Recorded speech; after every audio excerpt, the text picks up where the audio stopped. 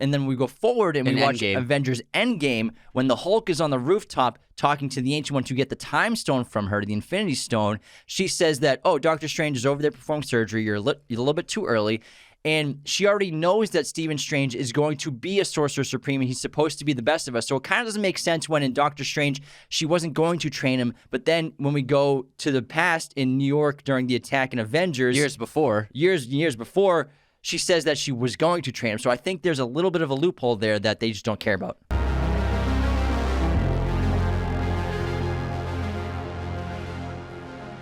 Hello, everyone. Welcome back to the show. This is Anthony. And this is James. We're going to do some MCU stuff leading up to Spider-Man No Way Home. And we figured because Doctor Strange is such a prominent character in this new Spider-Man film, we might as well cover Doctor Strange today. And, I mean, Doctor Strange it's probably one of the most important MCU films, if not the most important one since, like, Iron Man or Guardians. Because Guardians, I mean, Iron Man started it all, obviously.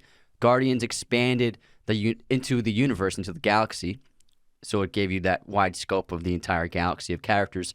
And then Doctor Strange was necessary in executing the multiverse and showing audiences the multiverse, which allows for the possibility of not only films like Spider-Man No Way Home to happen, but also Avengers Infinity War, that in Endgame, that story to happen, but also the ability to bring any kind of character from any kind of reality, even past films, into whatever movie you want. So I think Doctor Strange is probably the most important MCU film since Iron Man. I agree because, it's enabling the multiverse, which we don't really know a lot about yet because they've only dabbled in it with this movie. And then obviously they're going to open up Pandora's box in the Spider-Man movie, which I'm really excited to see. But then Doctor Strange in the Multiverse of Madness, which is coming out next year, right? 2022 summer, in July. Summer, right? So that'll just probably take it to a whole new level. And it seems like Doctor Strange is going to be one of the main Avengers going forward. That's kind of what I'm gauging based on the time in which he came into the Avengers being 2016, but he was obviously hinted at earlier on. So although this is Doctor Strange's first outing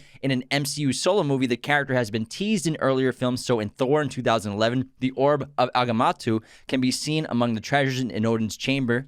And then in Thor the Dark World in 2013, the Crossroads is among the various phrases written on Selvig's chalkboard. The Crossroads is an other dimensional reality that has a prominent role in the Doctor Strange comics. And in Captain America Winter Soldier in 2014, Jasper Sitwell mentioned Stephen Strange as one of the high-risk targets that Hydra keeps under surveillance. So isn't Doctor Strange, if you like put the MCU movies in order of timeline chronologically, isn't Doctor Strange one of the first ones?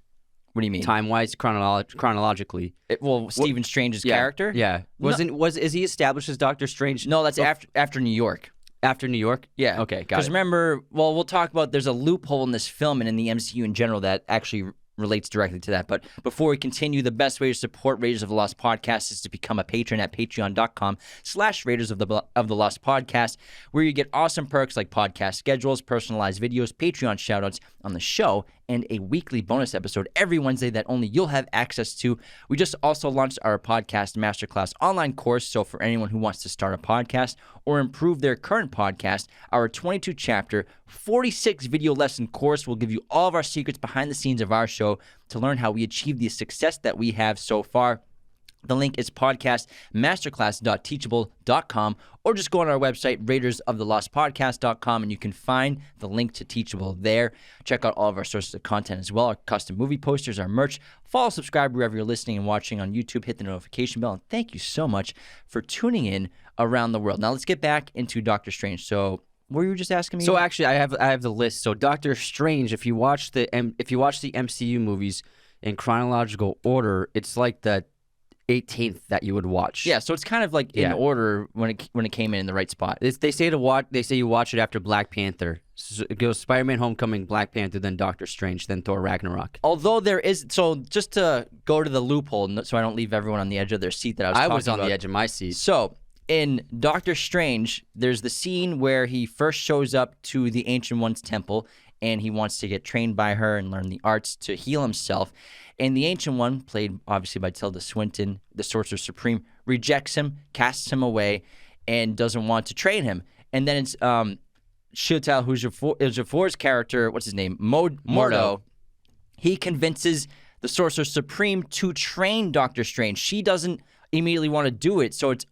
And then when we go back and then we go forward and we watch Endgame. Avengers Endgame, when the Hulk is on the rooftop talking to the Ancient One to get the Time Stone from her, the Infinity Stone, she says that, oh, Doctor Strange is over there performing surgery. You're a little bit too early. And she already knows that Stephen Strange is going to be a Sorcerer Supreme and he's supposed to be the best of us. So it kind of doesn't make sense when in Doctor Strange, she wasn't going to train him. But then when we go to the past in New York during the attack in Avengers. Years before, she says that she was going to train him. So I think there's a little bit of a loophole there that they just don't care about. yeah, because you could say that it was a test to see if Steven could like withstand waiting, but like she spoke privately to Mordo. It was like, I don't want to train another talented sorcerer just to make him turn possibly to the dark side. So it definitely wasn't a test. She definitely did not want to train him at first. So that's definitely a good point. And I think that I didn't even notice that at first, but you pointed it out. I was like, oh, dang, you're right. Yeah, no big deal. Big hole, plot hole. Big MCU Or hard over here. maybe did Banner go to a different Dimension, reality? It's possible. Where the Ancient One. I mean, where the Ancient. No, because the quantum realm, they're not in different dimensions. They're just in the same timeline. In that one and branch. that's the whole point of Cap going back in time to put the stones back. Remember, that's how Hulk convinces her. Yeah, and then she's like, you don't want the branch to happen and branch out into different dimensions. And also, it's because Stephen Strange sent Doctor Strange sent Hulk to see her to get the time stone. That's why she gives it up. Yes. So it kind of just doesn't fully make sense. Not a big deal. The rest of this movie I really like, so I just wanted to get... watching Endgame like, this is BS.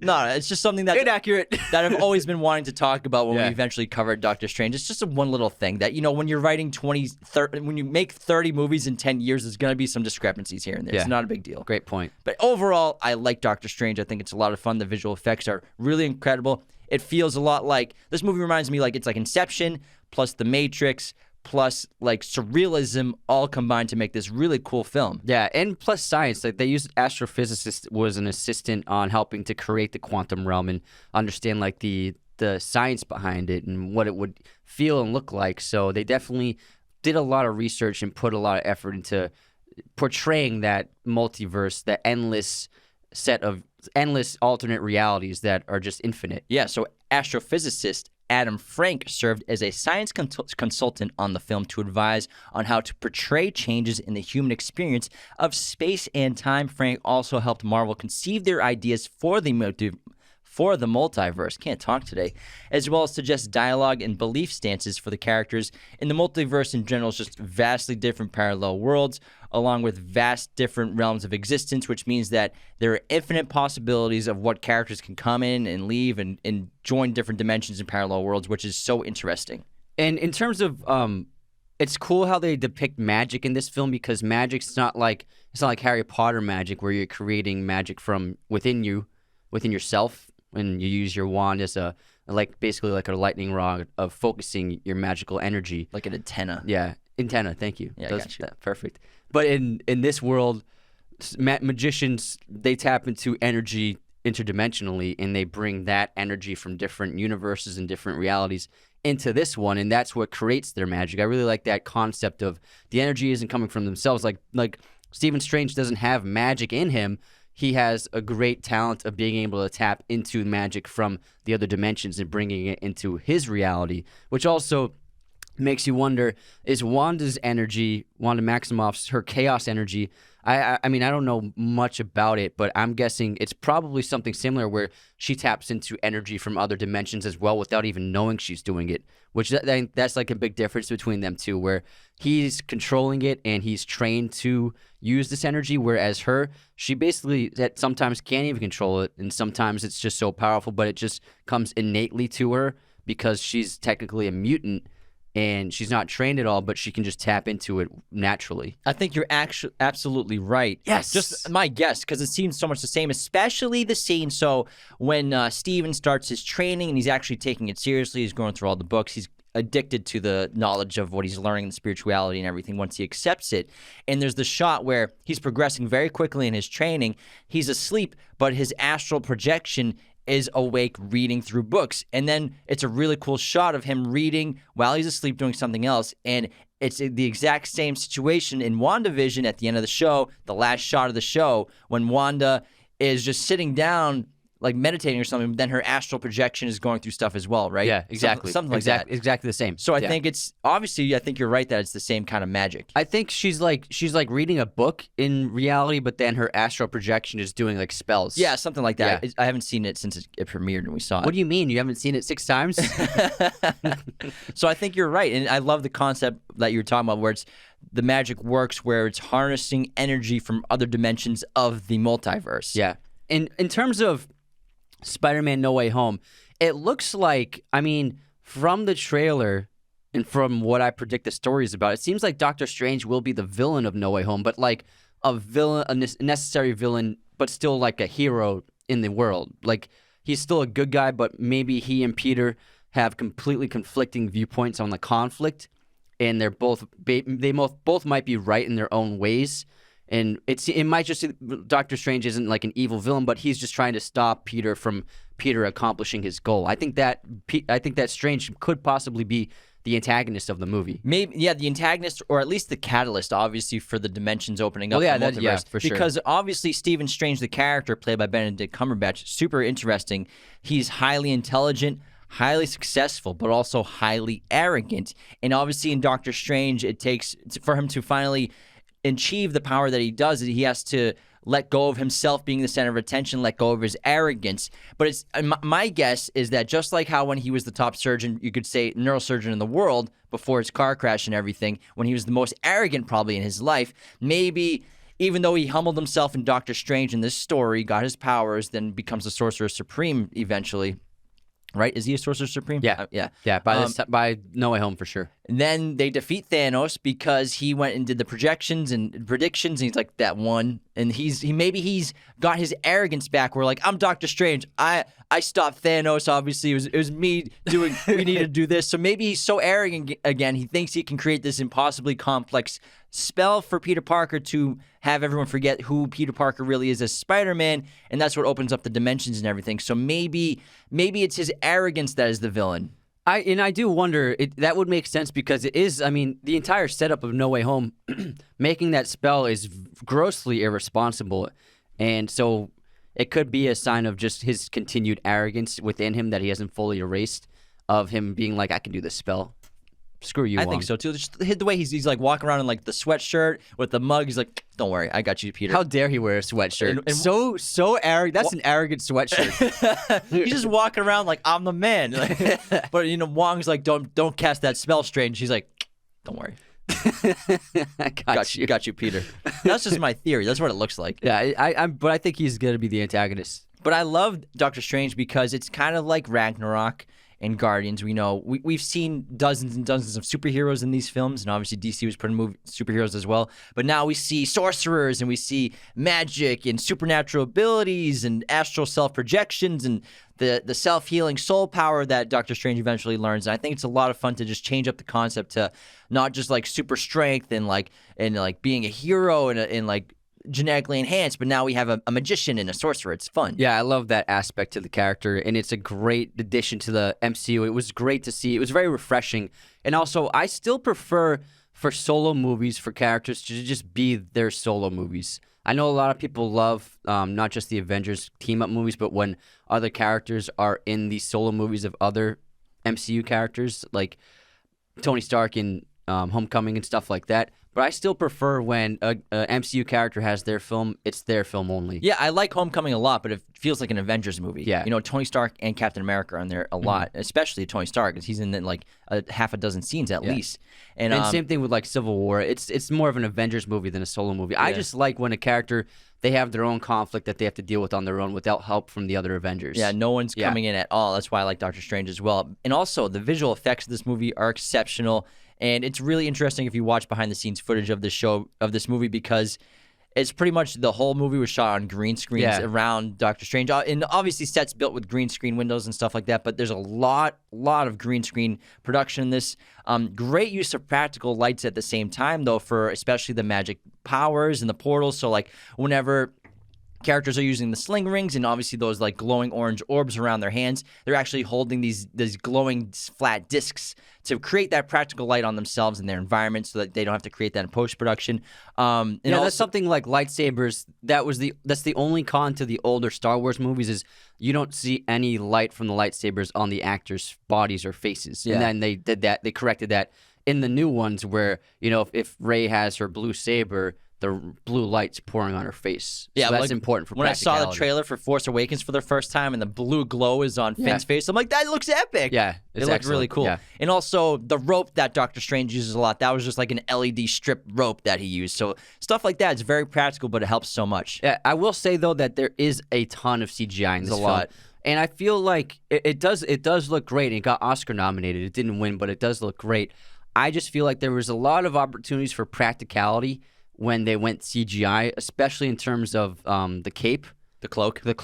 I think that you could just get a puppeteer to make the cloak move on set. Yeah, it might have been. And yeah. because there are a few shots where the cloak looks a little too CGI compared to Benedict Cumberbatch being real. So, and also I think they could have done some fun stuff set design wise. But I mean this is the way Marvel rolls. They just go with CGI. It's easier, it's faster, more efficient, and they have like a lot of control over what's being filmed. So I understand that, but I just think in terms of CGI, it may be a little too much in this film. Yeah. The thing with the cloak, though, is because they characterize it so much, like in the comic books, it does have like powers, like it obviously offers flight and floating and stuff like that, and it can act by commands of Doctor Strange, but it doesn't have a personality like it does in the film. Oh, I like the personality. I love it. It's one of my favorite parts of the movie. Funny. I wish the cloak was in more of it. Like, he's so funny. It's like an intelligent cloak. Exactly. That's why it's so fun. I want to talk about that later on, but I actually love that a lot. But the plot of this movie,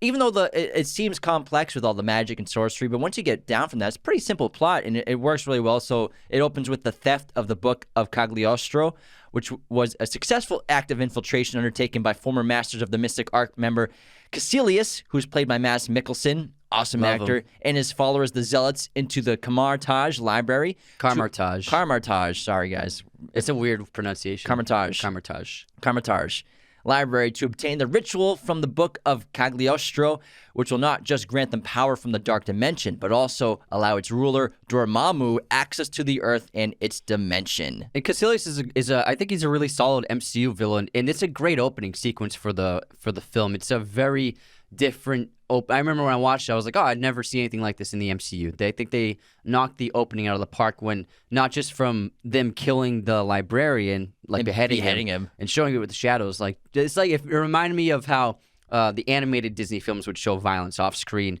with either a shadow or just like showing knowing that the violence is happening away from the camera. I thought that was like a nice, cool harkening back to old Disney films. And then also, that battle in the mirror realm that the Ancient One creates. And it's a great, when you get to see what the magicians can do and how they can interact and change everything around them. It's very much like things like that. It was like I always wanted to see Neo doing the Matrix. Yeah. Really, he could, they set it up with he can change and manipulate the Matrix however he can see fit. So he could do stuff like that. And I feel like there's a lot of missed potential in the Matrix sequels, and I feel like he could be doing things that the magicians and Doctor Strange are doing. I think that this movie was definitely heavily influenced by the Matrix. I think you can see stuff like that happening all the time in the film. And obviously when we get the martial arts and stuff like that too. So, but Caecilius, he wants to bring Dormammu, which is a pretty badass name. Dormammu. Sounds like a death metal. That'd be a great dog name. Like a Swedish death metal band. Imagine Dormammu. Imagine naming like a cat Dormammu. Get him over here, Dormammu. And Dormammu, he wants to bring him into the dimension and create a new world, and he thinks he'll be like the top dog in this new dark world. And but he doesn't understand where. I think one of the best jokes in the movie is when Stephen Strange realizes that the warnings come after the spells, and then he has that joke at the end of the film, which I think sometimes those ending jokes can be anticlimactic because it's like right after the most serious dramatic moment of the film. But I kind of like it in the MCU. You kind of expect it these days. But Mads Mikkelsen actually admitted that with all the computer-generated imagery in Doctor Strange, he got a bit lost on how to film his scenes, especially during the mirror dimension scenes. And I can kind of see that. Sometimes it looks like he's like, am I running in the right direction? But also you got to factor in like they're on a giant green set. Like everything is green. The platform he's standing on, all of the walls surrounding him, the floor, everything is just plain green. And the only thing that are marks are like pieces of tape on the wall. Like that's going to be Dormammu over there, or that's going to be a building. And then imagine like the filmmakers are like, okay, so this building is transforming around you, and then you're going to jump onto that platform before it moves over there. And he's probably like, what are you talking about? How much am I getting paid? I think, though, Caecilius could have been a stronger villain. We don't really learn too much like backstory on him. And Scott Derrickson, actually, the director, admitted that the MCU films dedicate little time to developing antagonists, so he just hoped to show Caecilius' point of view with the limited time that he had with it. That makes sense because the best developed villain is Thanos, but it's like over several movies.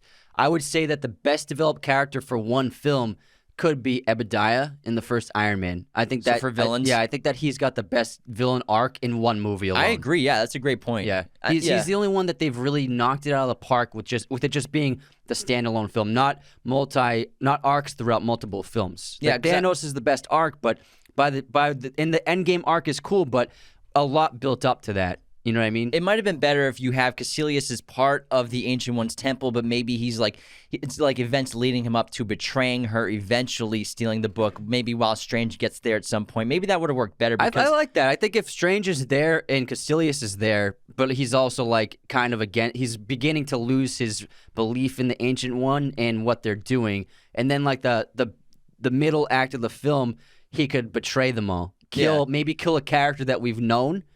Like Mordo, not one of the main actors, but like maybe there was another actor they could have hired, killed that character. So there's like emotional stakes from someone being killed by Caecilius, and then Caecilius leaves and with the book or whatever. I think that's a great idea. I think it would have worked better because I think this movie, like half the MCU movies, kind of has a villain problem where Caecilius isn't fully fledged out, and then Dormammu, even though it's interesting concept, this other dimensional dark god that wants to take over this dimension, this one-eyed Shumagor demonic monster who can fold matter in the real world and everything and change everything.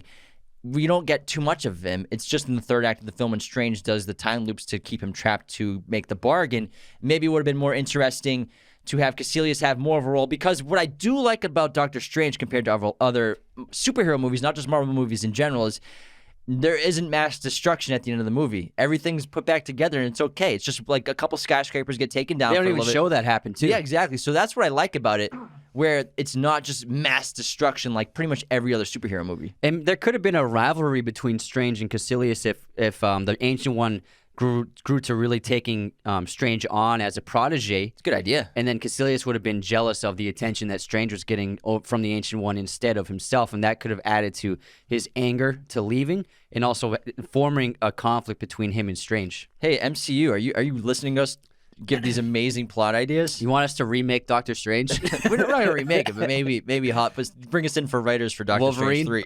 You need a Wolverine? Yeah, you want a Wolverine writer? We're happy to do that. All right. The last year and a half, though, it has put a lot of stress and fatigue on the world, and we think it's so important to start placing your mental health as a top priority in your life, and we have a new sponsor for the show that we're so happy to be working with, BetterHelp, which is an online professional therapy and mental health service. This is not a crisis line. It's not self-help. It is professional counseling done securely online. Use the link betterhelp.com/Raiders and get 10% off your counseling today. That's BetterHelp, HELP.com/Raiders. Is something preventing you from achieving your goals? What interferes with your happiness? BetterHelp will assess your needs and match you with your own licensed professional therapists who are specialized in things like depression, stress, anxiety, relationships, sleeping, and trauma. Anything you share is confidential. It's affordable. You can message your therapist anytime, and you don't have to limit yourself to professionals just in your zip code. We want you to start living a happier life today, and as a listener of Raiders of the Lost podcast, you'll get 10% off your first month by visiting our sponsor, betterhelp.com/Raiders. Join over 1 million people who have taken charge of their mental health. Again, that's BetterHelp, HELP.com/Raiders. And if you're watching on YouTube or on social media, you may have noticed that Anthony and I have some brand new laptops on our desk. These are courtesy of LG, the 17-inch LG Gram ultra lightweight laptops. The great thing about them is they're 16:10 aspect ratio, which means more vertical space. Awesome for editing our content and our podcast episodes. Great for taking notes and doing research, but most exceptionally, well, for watching films like Doctor Strange or any MCU movie. And I know a lot of people, you like to get cozy in bed before you go to sleep. I'm telling you, watching movies on the LG Gram are so great to do in bed. And it's the holiday season, so I recommend getting your hands on either the 16-inch or 17-inch model of the LG Gram ultra lightweight laptops. We'll put links for both in our YouTube video bio of this podcast episode. Thank you so much to LG for sponsoring the show for the rest of the year. All right, let's dive back into Doctor Strange. And what do you want to talk about now? Well, I think Benedict Cumberbatch is perfectly cast. And we have been fans of his for a while because we're Sherlock fans. And he's really a perfect casting as Sherlock. And I feel like Strange and Sherlock have a lot in common, which made Benedict a perfect casting choice. You know, they're both highly intelligent. They're both seem to have, like, Strange says he has a photographic memory. Sherlock definitely has a photographic memory. And they both are arrogant because of their prowess and their powers mentally. And I think that he brought so much to the character of Doctor Strange. He's also, I feel like he reminds me more of Tony Stark than any other MCU character. Very, very similar character arc in this film as him. Similar goatees, too. Very similar goatees, yeah. Yeah, Stephen Strange is a really interesting character. He's very flawed, but like I said, highly intelligent, highly skilled and accomplished, highly arrogant, which gets him into a lot of trouble, which causes him to get in that crazy car accident in the sports car that he's driving around, which when I saw that, I was like, that was kind of really like bad judgment, pal. Yeah, terrible judgment. But again, it's because he's so arrogant, he thinks he can do anything. And the thing about Doctor Strange is he seems like a good person. There's like a good person deep down inside of him. And, you know, that opening of him in the hospital where he helps Christine's patient who the other doctor thinks is dead, and he retrieves the bullet from the brainstem that had that person basically in a coma, which that made them think that he was dead. And so he helps people in the ER, but he thinks his skills and talents are useless in the ER because all he can save, he says, is just like one drunken knight who gets shot by a gun, where he's trying to save thousands, but also arrogantly, he only picks patients that are curable.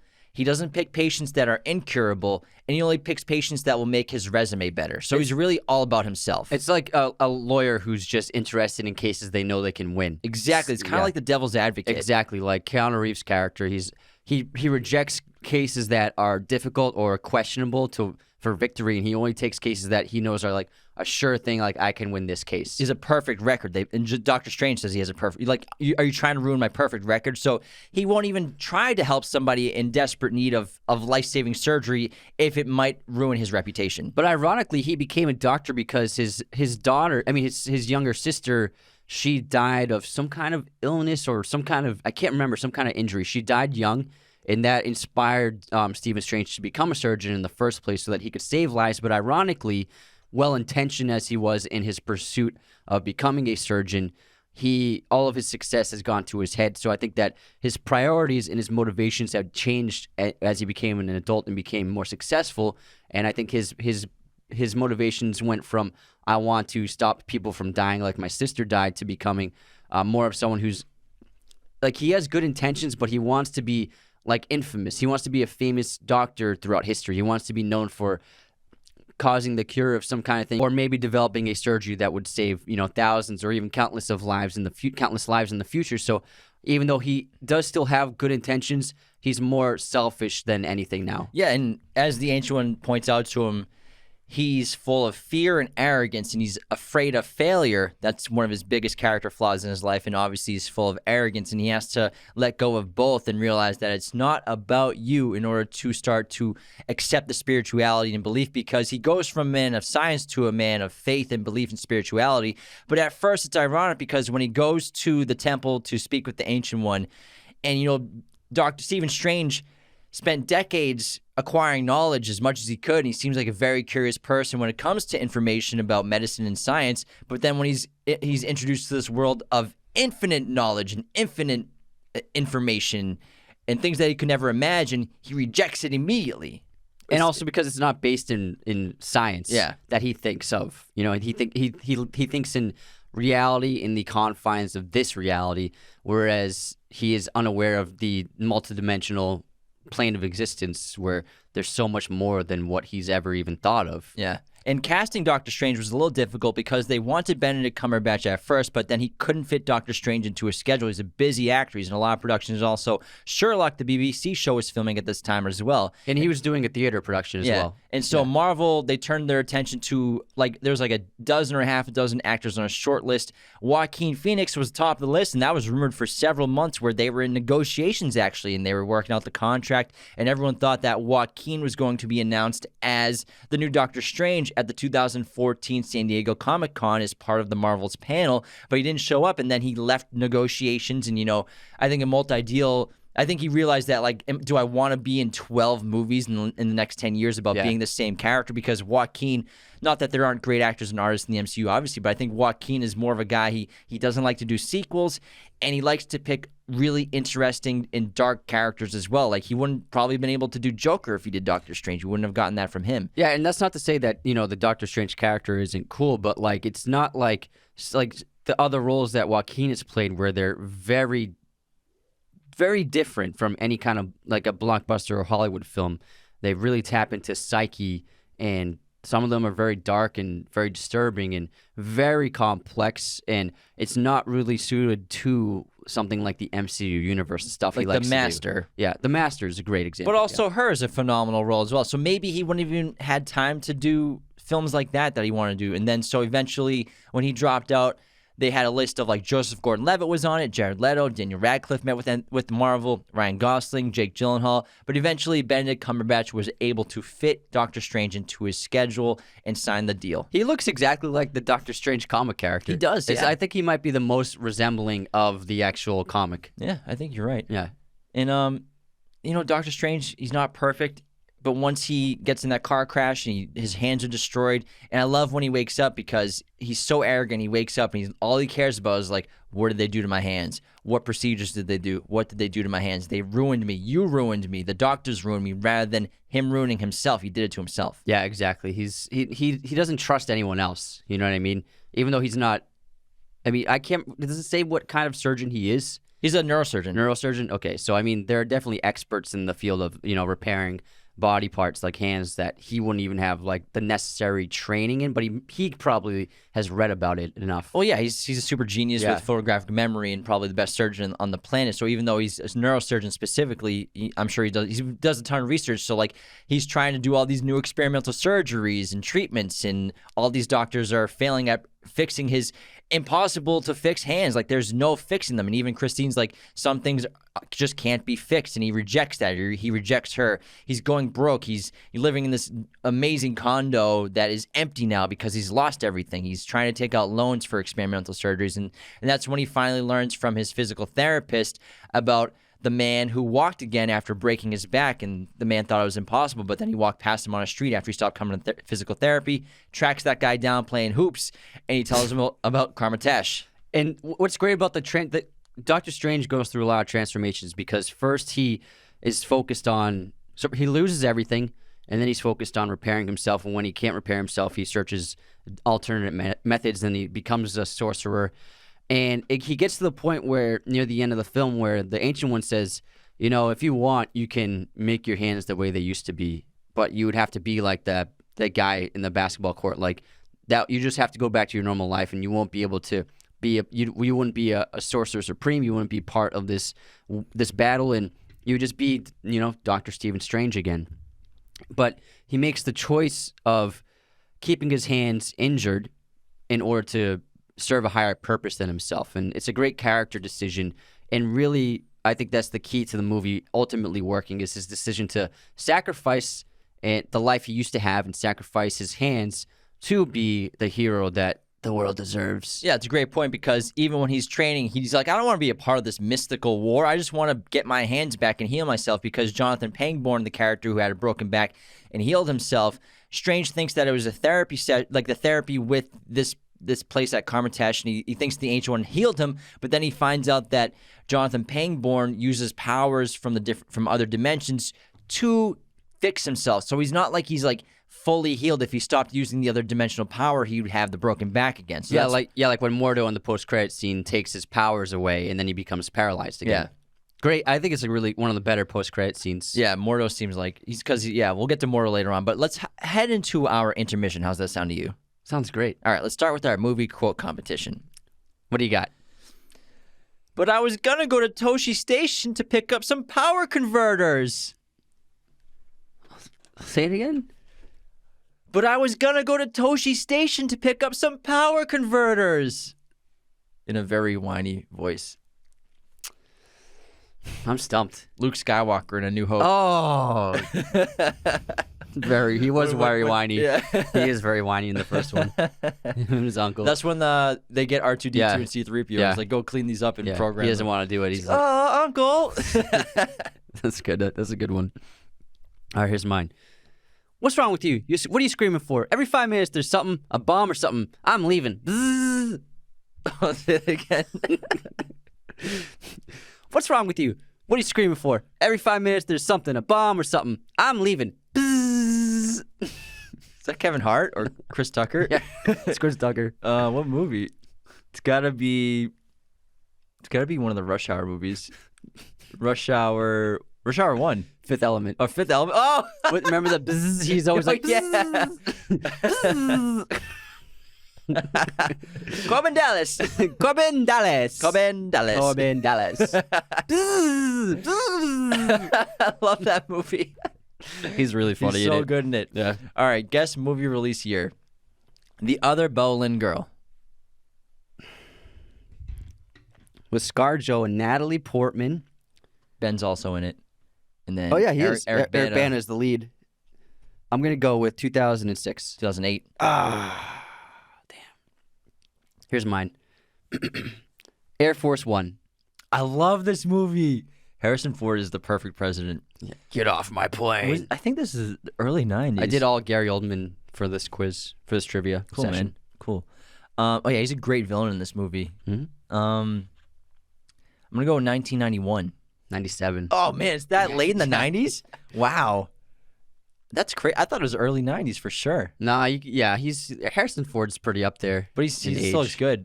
He still looks good to this day. Right. Did you see him in that dog movie called The Wild? Yeah. Did you see his shirtless scene? No, I didn't watch the whole thing. There's a scene of him like just taking a bath in a small river. The guy's still got a six pack. He's like 80. He looks like he's fucking 32 years old and works out every day. It's absurd. Like it made me feel like, wow, I'm a piece of a POS. All right, movie pop quiz time. Who voiced the Grinch in the 2018 animated film The Grinch? Oh, good question. I didn't see it. It actually made $500 million. This movie was super successful. Yeah, The Grinch is a big property, man. Oh, man. Who voiced it? Is it a comedic actor? Damn it. I'm going I don't know. I feel like I don't know. Benedict Cumberbatch. Oh, you're right. Oh, man. I should have known, man. You did Benedict trivia. Should have known. Oh, man. Sucks to suck. Who directed Leon? The Professional? Leon. Oh, Luke Besson. Yeah. Good one. Easy peasy. You got it. All right. Do we have any haters? What do we got? Haters of the week? Yeah, we got some haters. I found a real hater. It's real one? It's actually been hard to find haters this past week or so. We've been getting just all positive messages. Also, I mean, we stopped like really responding to haters and like looking at. But our fans comments. y'all like it when we make fun of them on the show though. So we still gotta keep an eye on them. We just don't respond to them. Yeah. So I posted the Gone Girl clip talking about how David Fincher used a lot of green screens. A ton. Yeah. And Arbitrage Shanks wrote, "So what? What's your point? Why would anyone care?" My God, dude! And you then just wake up hating everything. Jeez, I just responded. It's just a fun fact, pal. It's because it's hidden in plain sight. He does it so well that you don't notice. That's the point. What do you mean? What's the point? Like it's a movie podcast. It's just a fun fact, man. Jesus, nobody knew about it. We got so many comments. Were like, "Oh, this is crazy. This is so cool." And it's not like we said David Fincher filmed Gone Girl with a camera. Like it's not like something like that. It's just because the green screen's done so well, you wouldn't know. Oh my God, he's such what a It's not like this movie, Doctor Strange, where obviously everything's green screen, but Fincher and Scorsese hide it in plain sight so well. It's like these people, like when they're online, they just like look at things like not impressed, not not true. I could do better. All right, you got any unsubscribes? Oh yeah, we got some unsubscribes. We always have unsubscribes. Pull them up.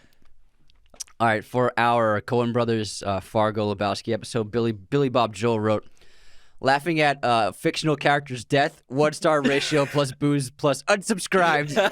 So we were laughing at the wife's death by Greer killed her. Oh, yeah.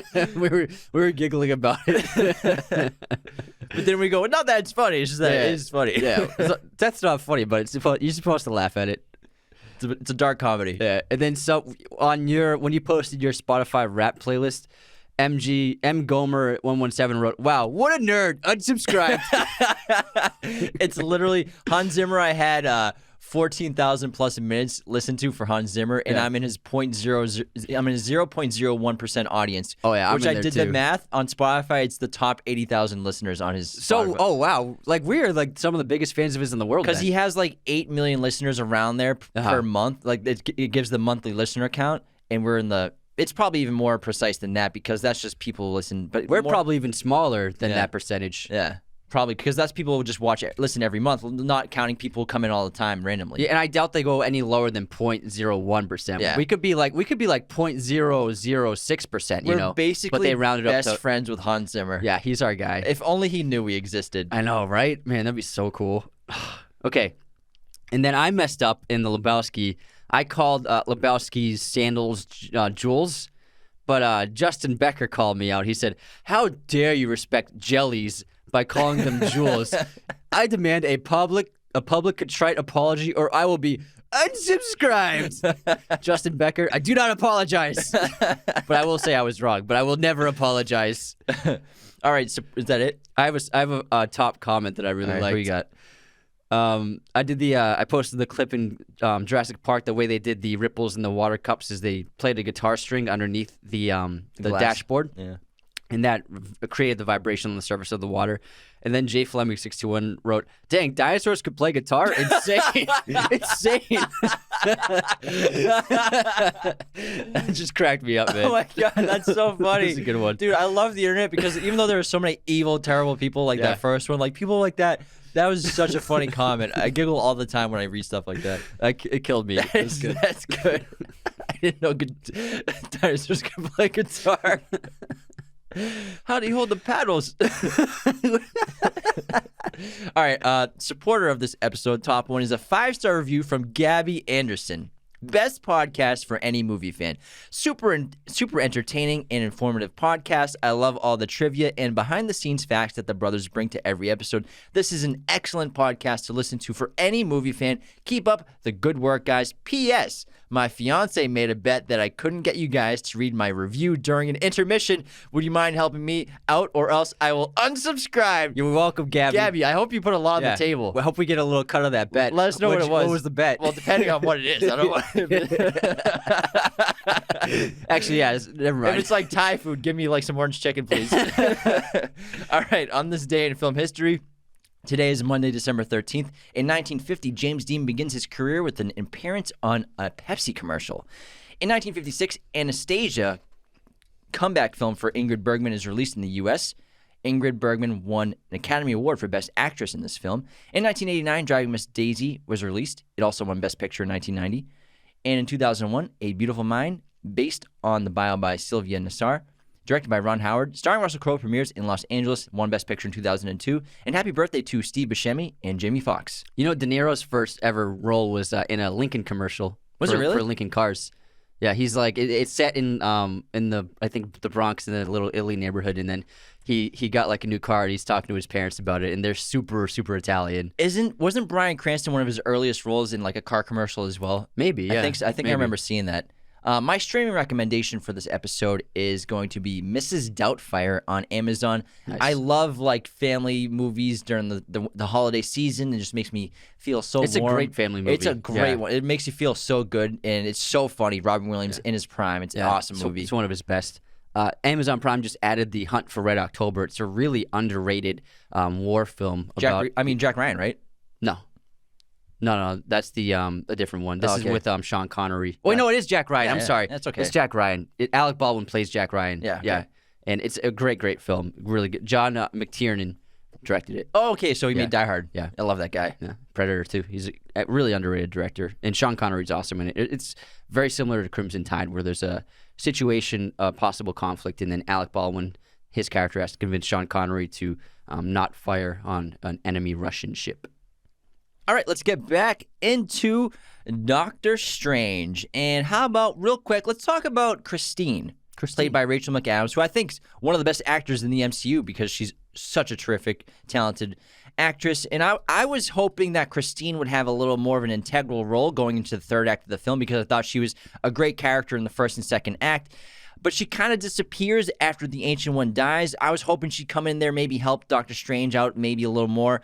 But I think Rachel knocks it out of the park. Christine's a really interesting character. She obviously has the past relationship with Doctor Strange. They work in the same hospital. She has the strange policy or where she doesn't date coworkers anymore because they obviously have that past. And for the entire film and that we see before Strange goes to Kamar-Taj, he's basically kind of rejects her a lot, and then when he's having his surgeries and experimental surgeries, he rejects her for a final time and pushes her away completely. Yeah, I think I was also let down. I know it's the first film in the series of this character, but she does kind of have not much to do at all in terms of the plot. She's more of the emotional connection for Steven, especially when he's out training and he still holds on to that watch that she gave him. But I would love to see more of her in the next film. Hopefully she has a bigger role for sure. Yeah, but I love the watch because, the character of Stephen Strange before his car accident, he's so arrogant, very materialistic. Obviously, he's going to speak at that event that's going to be all about him, which is why Christine doesn't want to go. And he opens up that drawer, and there's like a dozen, maybe more, probably $30,000, $50,000 watches. Like Tom Brady's watch drawer. Spinning. And he's like, oh, which one of these Rolexes do I take? And he takes this one. And then when he's lost everything, he saves one watch, which we think is probably just one of his favorite nice ones. But then we find out with the inscription on the back that it's a watch that was a gift from him to him from Christine. And what's it say? It says, only time will tell how much I love you. Yeah, and also the watch, he refused to give it to the thieves. He'd rather fight them than give it up. And he says, it's the only thing I have left. And you can tell it's probably not very valuable, but it's important to him, and that's why it's all he has left. It's because it's a symbol of the love that he's been hiding and pushing down deep down for Christine, which is going to be so emotional. Hey, I love Rachel McAdams too. I wish she gave me a watch. But one of my favorite scenes in the movie, though, is when Steven, he gets stabbed by the sorceress saber. Invisible knife thing. Yeah. And he goes to the ER and he finds Christine to perform the emergency surgery on him. I really like that scene, and we have the astral projection fight, but it's really funny. Rachel McAdams is awesome in it, and they're back and forth where he's coming up as an astral projection and going back and disappearing and like affecting the environment around her while she's pulling out all that dark fluid from his chest. It's pretty funny. Is it just blood though? It's not. No, it's like black. I think it's blood. I think he's hemorrhaging inside. Yeah, I don't know anything about science. No, I think it's hemorrhaging or biology. Yeah, I think that's what it was. She's pulling the blood out. Suck it. Well, it's dark blood. I think it might be blood in his lungs is what it was. Something like that. Yeah. You're probably right, man. Thanks. Probably right. You should be a doctor. I should. Screw the podcast. I'm going to medical school. Wait, no, actually, I don't need to go to medical school. Watch some YouTube videos. It's about who you know. You find enough on TikTok, I'm sure. I also think the thing with Stephen Strange is when he's still a surgeon, he also has a lack of connection to people. Like, he pushes people away in terms of Christine, but also he doesn't let people connect to him. Like, when he saves that man's life in the opening, and he and Christine go to tell the family that he's going to be okay, the wife of the man, we can assume it's the wife of the man, goes to hug Stephen, and he gives her like a hug that still keeps distance between them, and he looks away. And he's just he doesn't even use his arms. He's just like, yeah, whatever. He's just like, yes, okay. So he doesn't even want to develop connections with people, even though he changed their lives and made such an impact. He doesn't really want to make a connection until, he goes through his character transformation. Yeah. And there's a great moment for Christine where this is after the surgery on Doctor Strange, and he opens up the portal and disappears into it, which is actually the way they did the portals was they had just a circle, like LED panel, and then behind that was a green screen, and then he would just jump into it, and you could see the new environment. Really simple. Yeah, it's really simple and practical, and it worked really well. It looks great.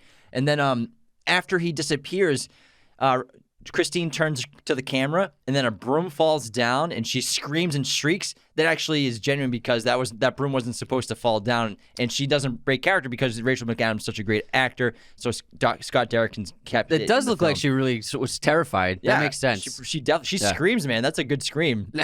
That's funny. Let's talk about some other characters. We also have Baron Mordo, played by Chiwetel Ejiofor, who is awesome actor. He's great in this movie.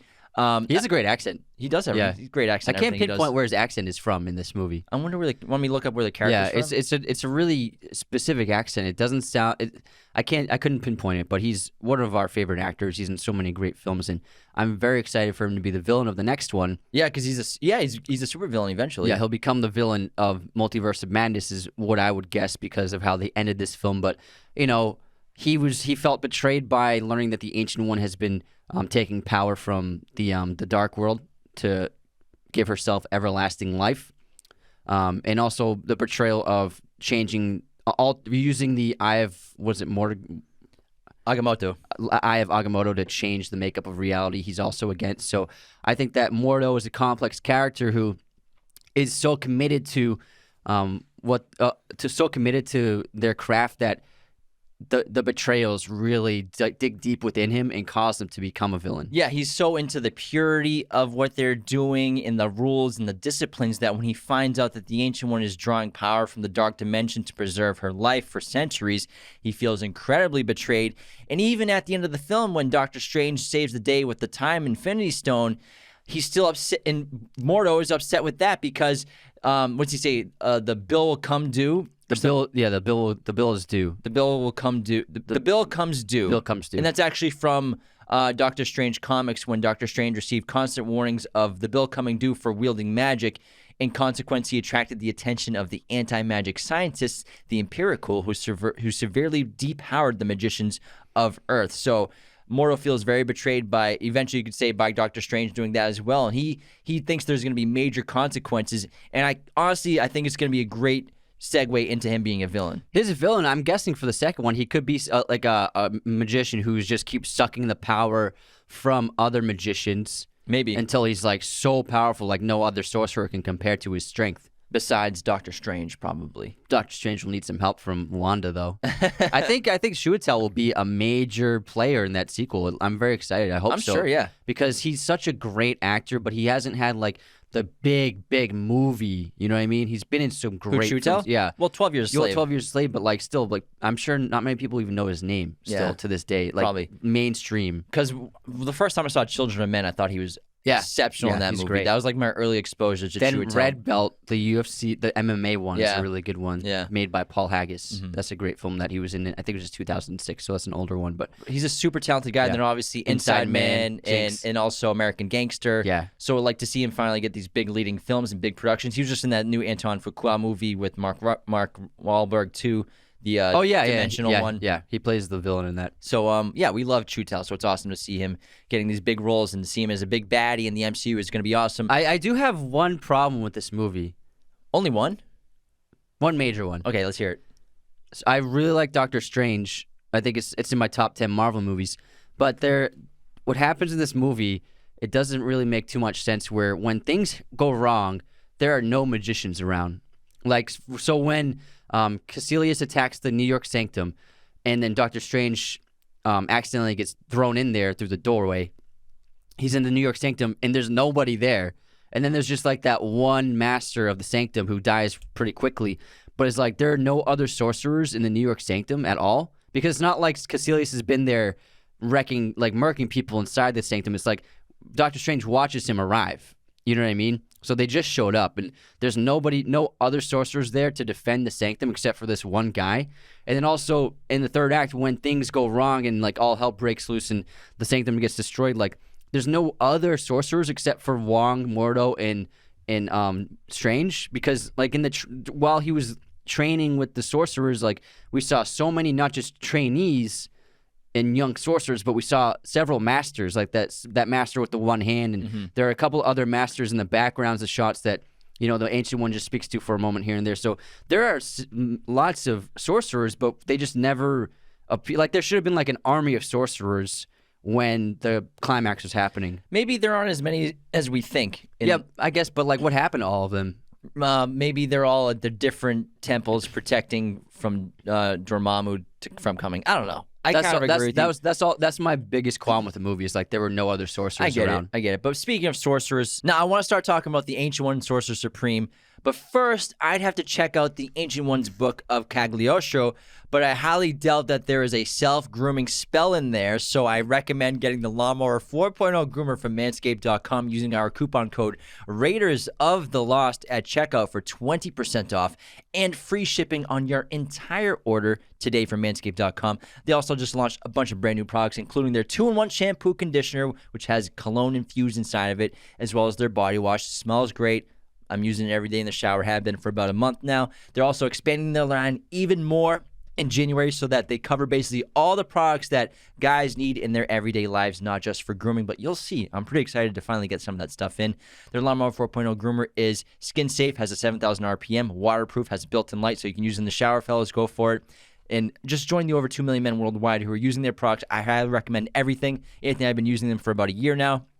And it's the holiday season. If you got to get a gift for the guy in your life, whether it be husband, fiance, boyfriend, brother, cousin, uncle, dad, whatever, go to Manscaped.com. Use our coupon code Raiders of the Lost at checkout for 20% off and free shipping worldwide. Are you fans of movie posters? I am.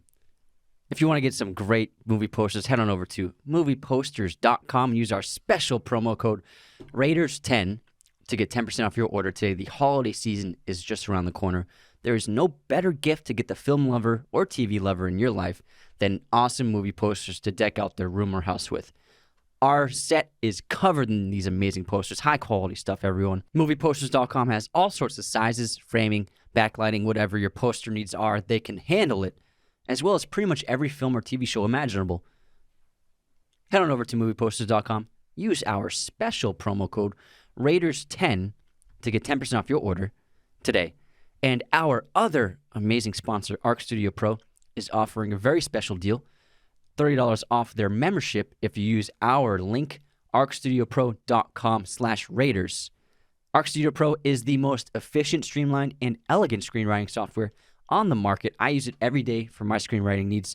They have all sorts of perks like apps for your desktop or phone, online collaboration with co-writers, so it's like you're using Google Documents, super helpful outlining tools, revisionist management, and even links to feedback. But my favorite feature is the plot board, which is this digital flashcard system of a drag and drop method where you can organize your plot points, organize your acts, organize your characters. It's super helpful. If you're writing, knowing where you're going is super important. Also, Arc Studio makes sure that the format of your script is perfect to the industry standard. Again, head on over to arcstudiopro.com/Raiders to get $30 off and start writing today. Okay, let's dive into the Ancient One, played by Tilda Swinton, who is an exceptional actor. She's so talented. The Ancient One is the Sorcerer Supreme.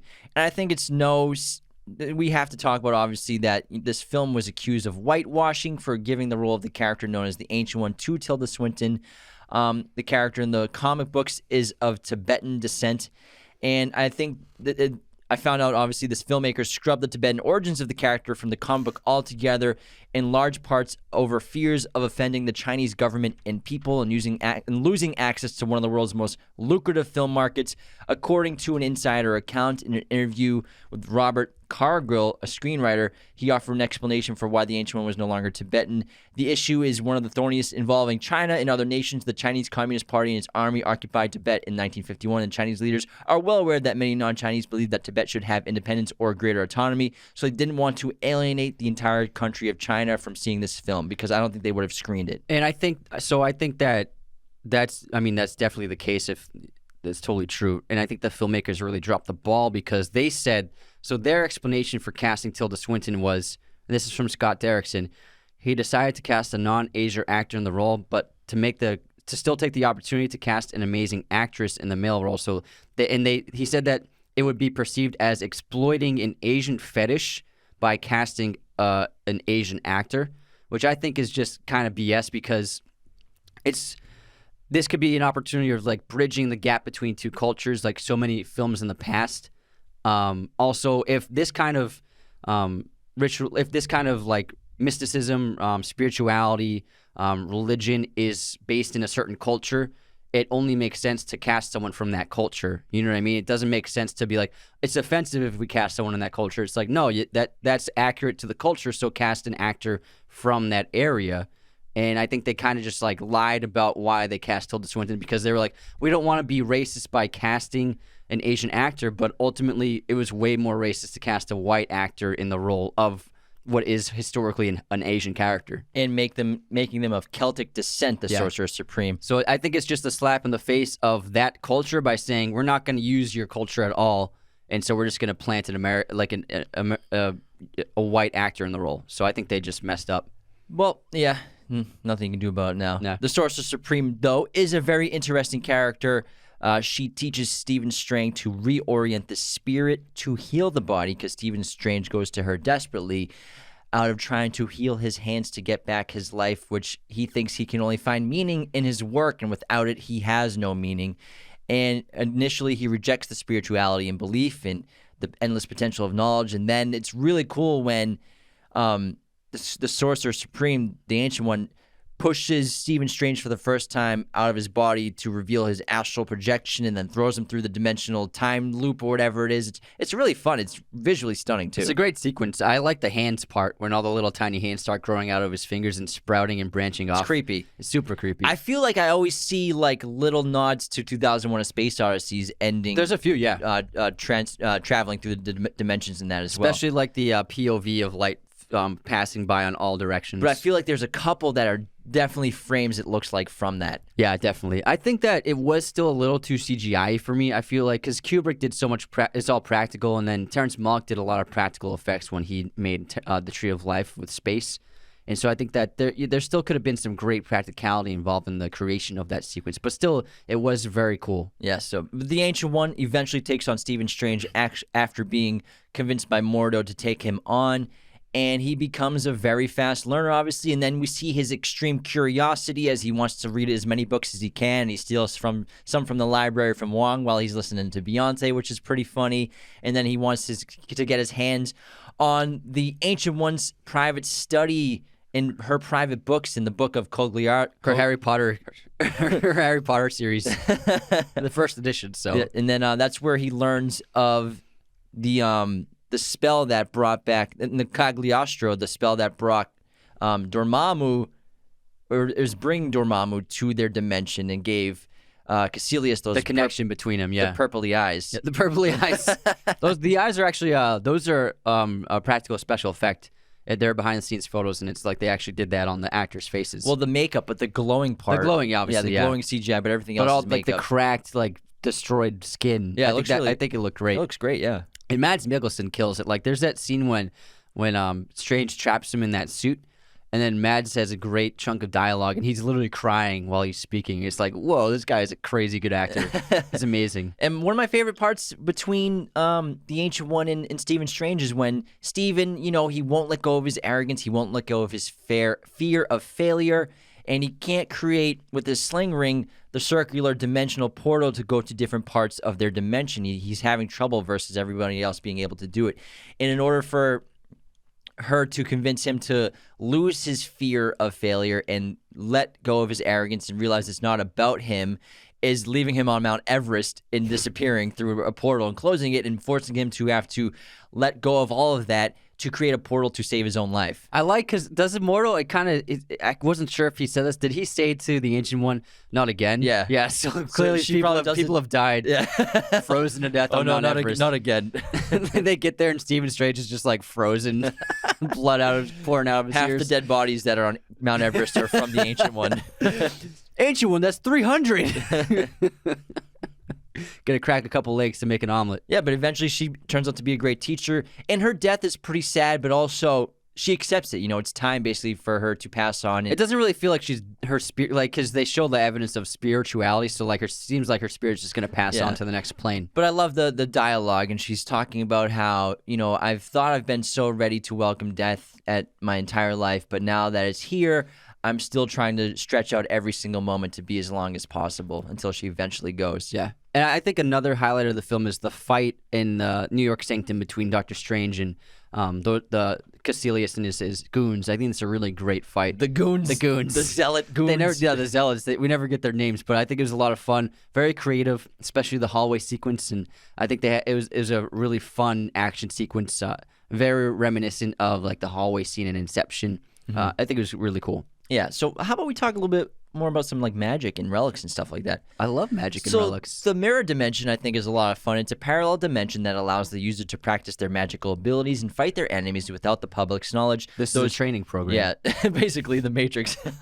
Those who use the power of the dark dimension have a stronger control over space and matter than they usually would, to the point of being able to fold and warp space in reality. So the mirror dimension is really fascinating. It's an awesome concept, and it's really cool when she shows it to him for the first time. But then Stephen Strange, not understanding the full concepts of what he's dealing with magic and the sorcery, uses the mirror dimension to what he thinks is trapping Caecilius and his zealots inside when they try to release Dormammu at the Sanctum, but eventually makes things worse and is, as Mordo says, it's like a suicide sentence what he did to them. Because we're trapped in there with them. And if they don't have a sling ring, they can't get out. And they have a sling ring, but for some reason, when they're trapped inside the mirror dimension with and they're running through the world shaping around. And in this mirror dimension, the Caecilius's powers are expanded.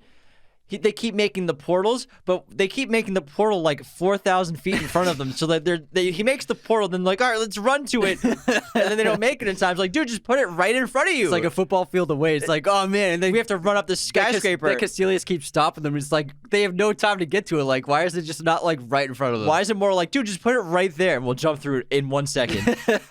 But you gotta extend the climax. Yeah, that's a little. But that's like the showstopper sequence of the film. Very visually stunning, very creative. I like how they shapeshift the world because the mirror dimension is like based upon reflections. So you get these really cool right angles where like the city starts and then right angles down, and really interesting concepts. Paradox. Visually. Paradox is happening all over the place. Really fun. I remember seeing it in theaters, and I thought it was really cool. Yeah, and that's when the Ancient One shows up and helps them get away, but then eventually gets stabbed herself, and they all try to save her. Another great piece of magic in Relic, I think, is the Cloak of Levitation. Yeah. So we talked about it a little bit earlier, and the characterization is super fun, very funny, hysterical. It has its own personality. Again, it's not like that in the comics, although in the comics it does obey Stephen Strange's commands if it tells it to do something. And honestly, I think it's one of the best parts of the movie, and Marvel absolutely nailed it. The Cloak of Levitation grants the user the ability to fly and float in a much more effective way than using a flight spell. The cloak is capable of reaching subsonic speeds, which maybe we'll see later on in the future multiverse film, or maybe even the Spider-Man movie, though must require some small extent of magic in the wearer to function, as shown when the magic-drained Doctor Strange fell to Earth. And so I would love to be able to see that. He can also use it as a magic carpet and stand on it. But in the trailer, he's not wearing the cloak in many of the action sequences. So maybe Peter steals the cloak or something. Oh, that's a good point. Because a lot of the shots, he's just in his blue outfit with no cloak. That's a good point. Thanks. Maybe the CGI's not done. No, they would have had it done for the trailer. But I think that maybe he doesn't have his cloak for most of the film. Yeah, so I love the cloak. It's one of the best parts of the charming. movie. Yeah. The Eye of Agamotto. It's a powerful relic created by Agamotto, the first Sorcerer Supreme, as a containment device for the Time Stone, which Stephen Strange eventually curiously much starts to learn, to use. Stephen. And I like when he first uses it, he's doing the apple sequence. I thought that was super cool when he's reversing time of the apple from eating it and it becoming rotten to going forward, going backwards. And he's trying to start to play with it. I think that for the audience helps set us up for Endgame of what that means with him being able to warp time. And also Mordo warning him, like, do you want to live in the same moment over and over and over again for infinity? So like there are 2 Easter eggs to prepare us for the finale. The climax of the film. What else do we have for relics? There's the Mordo's boots, which allow him to walk all over the place. And then that like vase that he picks up, and I love when he picks it up and threatens Caecilius with it. Caecilius is with it. Oh man, don't use that on me. He's like, you don't know how to use that, do you? That's funny, yeah. What else do we have for stuff like that? Well, there's the staff that Wong uses, but we never saw it in use. He just holds it and then he gets killed. True. So that has powers as well. I can't remember what they are. And then I think in general, just the dark dimension would be the final thing to talk about because it's really interesting. If you actually look at the comics of Doctor Strange and the other dimensions, obviously the old ones look really cool. What they did with it, with the modern looks and aesthetic and CGI, looks pretty incredible. And I really like this scene where Doctor Strange goes to bargain with Dormammu after he shows up in Hong Kong and he freezes time and starts to reverse it. Or he stops time, then he goes see Dormammu. All right, or he goes there, he starts to reverse time. He's reversing time, then Cecilia stops it. Yeah, and then he goes to bargain with Dormammu. And this is really cool because we see kind of like probably what he did when he was on that planet after Thanos attacked them, of which one, or before Thanos attacks them. Yeah. He must be so old mentally, For sure, yeah, if you think about it. Because if he did the 14 million scenarios, that means he lived them all. Yeah, that's pretty interesting. That's pretty boring. Well, probably exciting, though. Oh, 14 million times? Would you watch Avengers Endgame 14 million times? I don't think I'd watch it 14 times in my life. Maybe, who knows? But that's a lot of times. It's a lot of times to watch. And I love the concept where he's trapped Dormammu, this demonic, other dimensional dark being, godlike figure, in this loop forever, and he's his prisoner now. And obviously, eventually, Dormammu bargains with him to take his zealots away and never come back while Stephen Strange is there, which is pretty cool.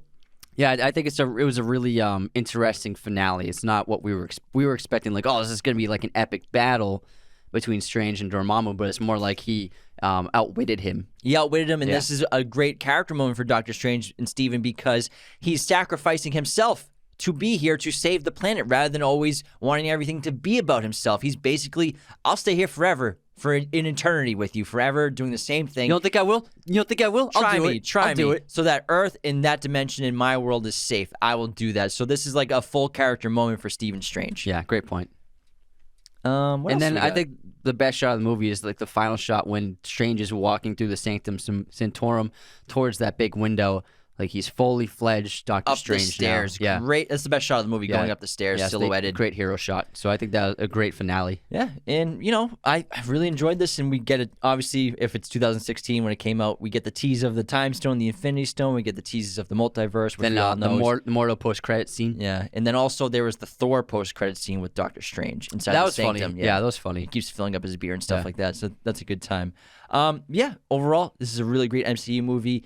Can't wait to see Spider-Man No Way Home, and it seems like Doctor Strange is a huge part of that movie. And then we have Multiverse of Madness coming out in 2022. So Stephen Strange is heating up in the MCU. He's on fire at this guy. He's warm. He's taking control. And we said I said all of my trivia during the episode, so I don't have any trivia. I think I pretty much said all of mine too. I kind of just like hid them inside what I was talking about because I thought it'd be a little more fun. You just laced it in there. What a professional. Very subtle, it was like a lot of fun. pro. But we really hope you guys enjoyed this episode of Doctor Strange. Yeah, this is like 150 of like the main episode, not counting the bonus episodes and stuff like that. So that's pretty wild. Thanks to everybody for all the support and tuning in.